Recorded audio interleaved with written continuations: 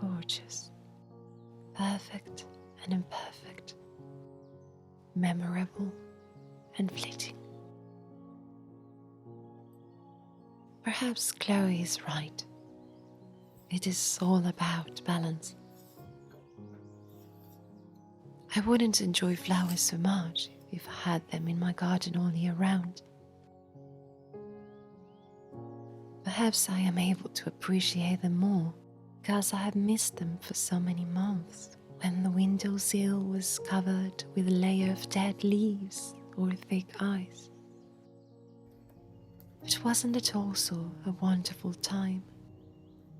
A time of quietness, of warm beverages and comfort meals, of cozy blankets and fuzzy socks, of short days and long nights by candlelight. I am sure I wish for sunny days and flowers on all those foggy mornings walking to work. And I am sure I will long for a couple of those misty forenoons when the summer heat catches me walking up the mounds of Bermond Hill. I think that is the secret of it all, finding balance.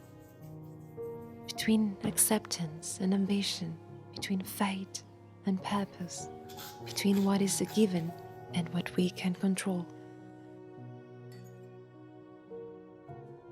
Sometimes when I reflect on everything that has happened over the last few months, I wonder what my life would be like right now if Rose hadn't sent me that letter.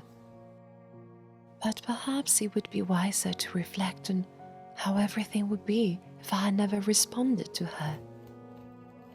If I hadn't been curious enough to know more, or if I had let myself be overcome by shyness, concerns, and fears.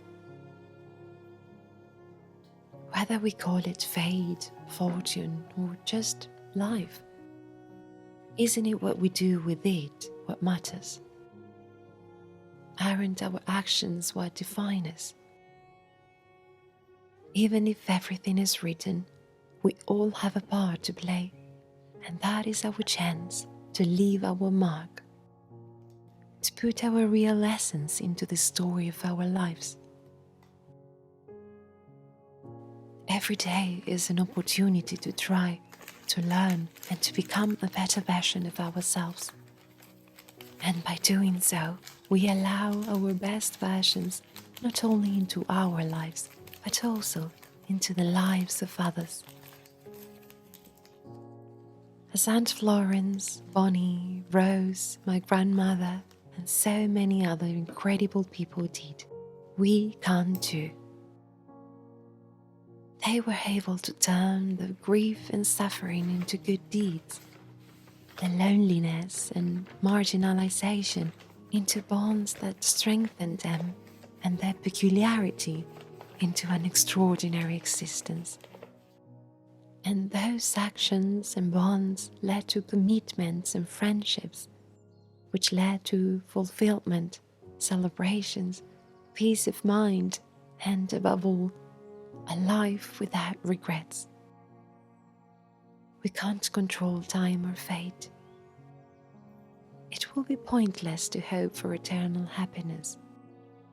It wouldn't be possible to experience joy if we didn't know sorrow. But we can control our actions. We can try, fail, learn, and try again. So, yes, I do believe in fate. But no, I don't think it was a coincidence that so many wonderful things happened when I opened myself to new horizons, when I decided to fight my fears, when I questioned everything I thought I knew, and when I finally embraced my true self. I believe I now see the importance of our actions. And as far as fate is concerned, well, I'll be looking forward to everything that is yet to come.